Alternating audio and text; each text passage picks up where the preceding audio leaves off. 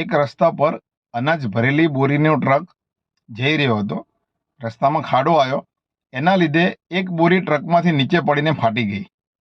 પણ આ વાતનો ખ્યાલ ડ્રાઈવરને નહોતો, એટલે ડ્રાઈવર ત્યાંથી આગળ ચાલ્યો ગયો.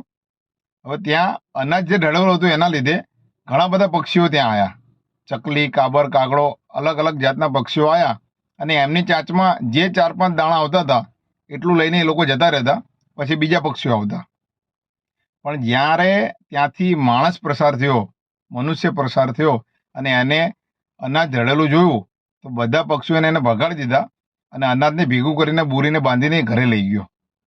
હવે આ વાતમાં કહેવામાં એવું છે કે જે પક્ષીઓ હતા એ લોકો વર્તમાન સમયમાં જેટલું કામમાં લાગે એટલું જ અનાજ લઈને એ લોકો સાથે જતા હતા.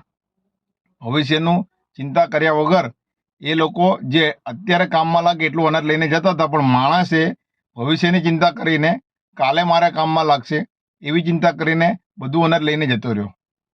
માણસ હંમેશા ભૂલી જાય છે કે આપણે જ્યારે આ દેહ છોડી દઈએ છીએ ત્યારે આપણા પર જે કફન પહેરવામાં આવે છે એ કફનમાં ખિસ્સું હોતું નથી.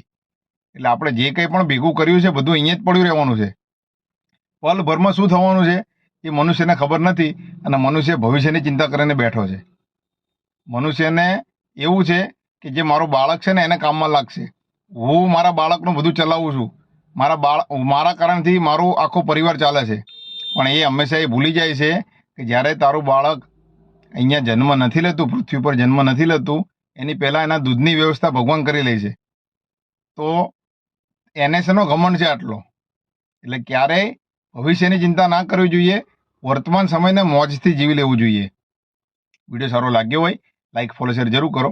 જય માતાજી, જય ભારત.